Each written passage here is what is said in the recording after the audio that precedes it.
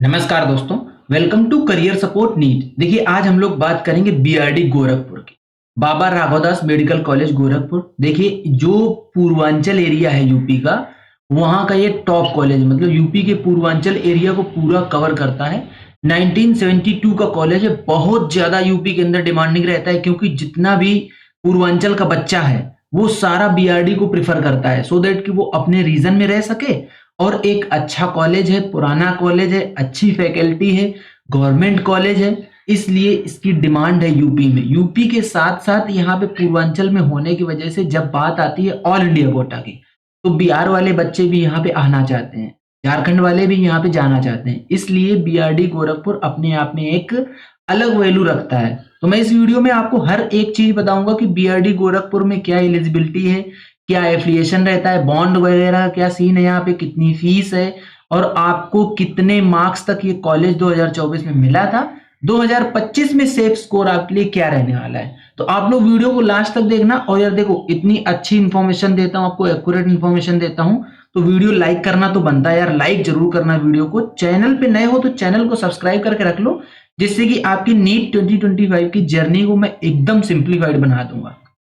Already मैंने आपको बताया, ईयर ऑफ इंसेप्शन 1972 है, पुराना कॉलेज है, 1972 में बना कॉलेज है।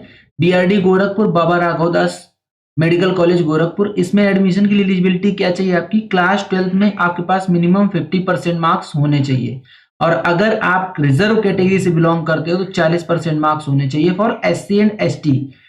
The most important qualification is आपके पास नीट यूजी का एक वैलिड स्कोर होना चाहिए, और अच्छा खासा स्कोर होना चाहिए। अभी मैं बताऊंगा कि आपके पास कितना स्कोर होना चाहिए नीट यूजी का, जिससे कि आपको यहाँ पे एक सीट मिल जाए।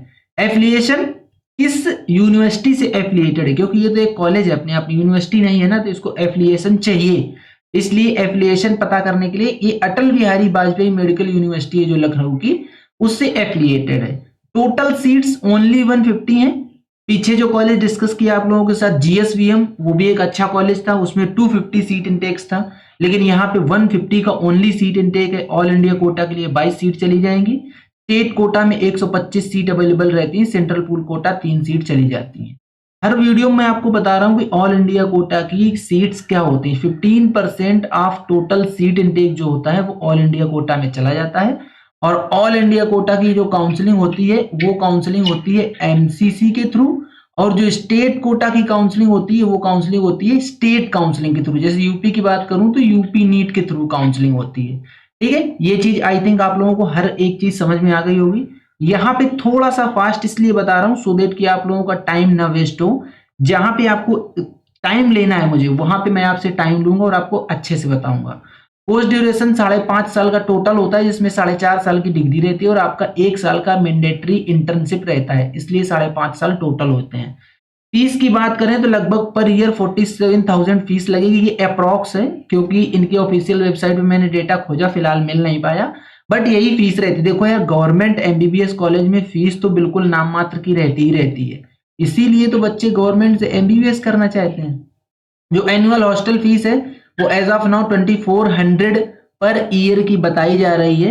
बाकी हॉस्टल फीस भी कुछ खास ज्यादा रहती नहीं है, क्योंकि जो गोरखपुर है वो बहुत महंगा रीजन नहीं है, इतना महंगा नहीं है कि आप वहां पे रह ना सको, अफोर्ड ना कर सको। बॉन्ड, हर वीडियो में बॉन्ड डिस्कस कर रहा हूं, तो आप लोग बॉन्ड का जरूर ध्यान देना। बॉन्ड का ड्यूरेशन रहता है वो 2 साल का है ड्यूरेशन। बॉन्ड का जो अमाउंट है वो 10 लाख रुपए का अमाउंट है। बॉन्ड गवर्नमेंट क्यों साइन कराती है? क्योंकि आपको सब्सिडाइज रेट पे एमबीबीएस करवाया जाता है। इसका मतलब ये है कि गवर्नमेंट आपसे चाहेगी कि आप मिनिमम 2 साल गवर्नमेंट के लिए गवर्नमेंट के हिसाब से काम करो। मतलब आपको गवर्नमेंट रूरल रीजन में कहीं भेजेगी, जिससे कि आप लोगों को वहां पे सर्व करना होगा। आई डोंट थिंक कि 2 साल कोई बहुत बड़ा अमाउंट होता है। बाकी इसमें जैसे अब जब आपकी काउंसलिंग स्टार्ट होगी तो उसमें डी बेयर का रूल क्या होता है वो मैं आप लोगों को एक सेपरेट वीडियो में बता दूंगा, कि अगर आपने काउंसलिंग कराई, फिर आपने कॉलेज ज्वाइन किया, नहीं ज्वाइन किया, क्या टर्म्स एंड कंडीशन रहेंगी जिससे आप लोग डी बेयर करे जा सकते हो। तो ये बॉन्ड का अमाउंट भी आप समझ गए, बॉन्ड का ड्यूरेशन भी आप समझ गए कि बॉन्ड क्या होता है। अगर आप बॉन्ड फिल नहीं करोगे तो फिर आपके खिलाफ एक्शन हो जाएगा, इसलिए बॉन्ड फिल करना, बॉन्ड को मतलब मानना बहुत ज्यादा जरूरी हो जाता है। ये वाला सेक्शन जो है अब ये आपके लिए बहुत ही ज्यादा इंपॉर्टेंट है। इसमें थोड़ा सा आपका टाइम लूंगा, धीरे धीरे बताऊंगा, जिससे कि चीजें आप लोगों को क्लियरली समझ में आए कि क्या चीजें हैं, किस तरीके से यहाँ पे सीट मिल रही है, क्या मार्क्स रहता है, क्या रैंक रहती है। ये देखिए ऑल इंडिया कोटा का है, 2024 का ये डेटा है पूरा का पूरा, और ये स्टेट कोटा का डेटा लिखा है। मैं दोनों को एक साथ लेके चलूंगा जिससे कि आप लोग कंपैरिजन भी कर पाओगे, समझ पाओगे। ऑल इंडिया कोटा से ओपन कैटेगरी वाले बच्चे को जो लास्ट क्लोजिंग रैंक थी वो 10,067 पे मिली थी सीट, नीट मार्क्स थे 675। एक ये देखो लिखी रैंक 13,080। इस रैंक पे भी ऑल इंडिया कोटा से बीआरडी गोरखपुर मिला था एक बच्चे को सिर्फ।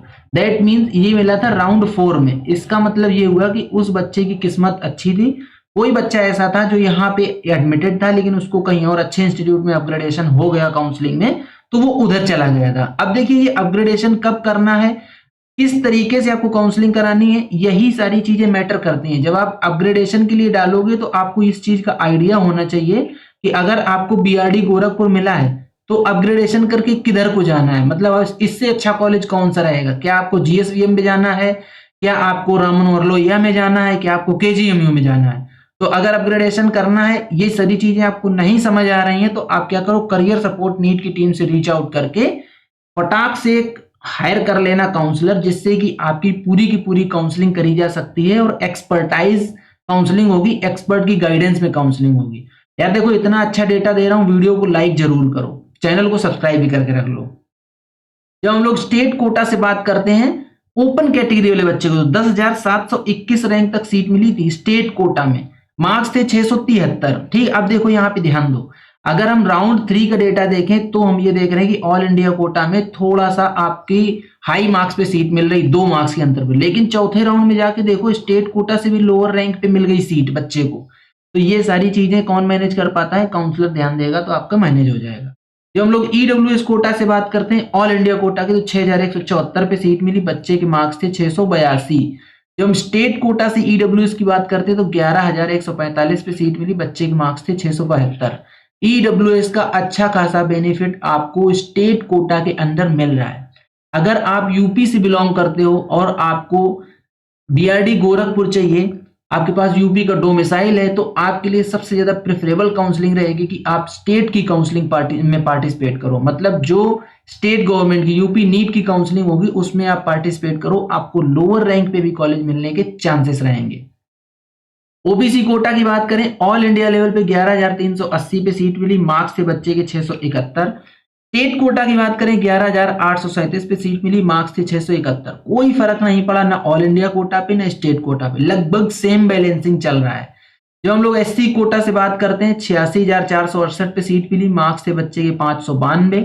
यहाँ 97,011 पे सीट मिली, मार्क्स थे बच्चे के 583। एससी कोटा के बच्चे को बेनिफिट मिल रहा है स्टेट कोटा में।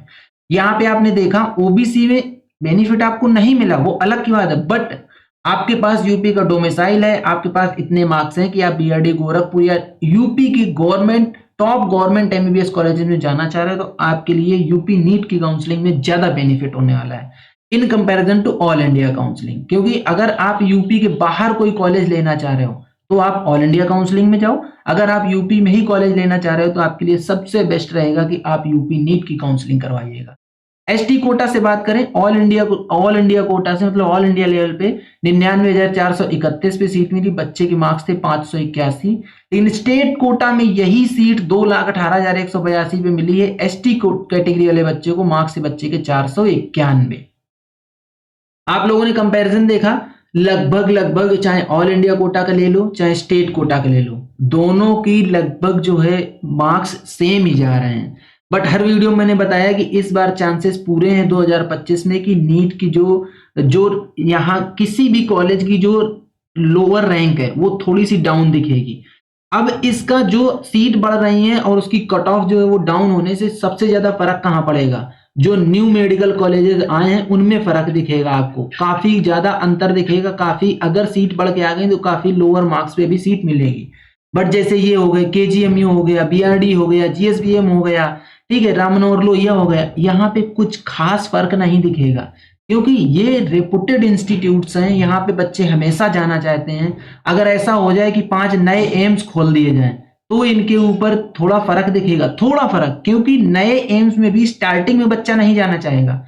थोड़ा सा उसको जब 2-4 साल हो जाएंगे, वहां की फैकल्टी कैसी, वहां का सेटअप कैसा है, कैसी एजुकेशन, क्वालिटी एजुकेशन है, उसको NIRF रैंकिंग क्या मिल रही है, बाकी अदर रैंकिंग्स क्या मिल रही है, जब ये सारी चीजें खुल के आती हैं तब बच्चे ऐसे कॉलेजेस में जाना चाहते हैं। इसलिए मैं बोल रहा हूं कि BRD गोरखपुर जो है, इसमें अगर आपको लोअर कट ऑफ दिखेगी भी तो सेफ स्कोर मेरे हिसाब से जो ज्यादा से ज्यादा डाउन रहेगा, ओपन कैटेगरी के लिए आप चाहे होम स्टेट से हो चाहे ऑल इंडिया कोटा से हो, आपके पास मिनिमम 665 मार्क्स तो होने ही चाहिए, आप अगर आप जनरल कैटेगरी से बिलोंग करते हो।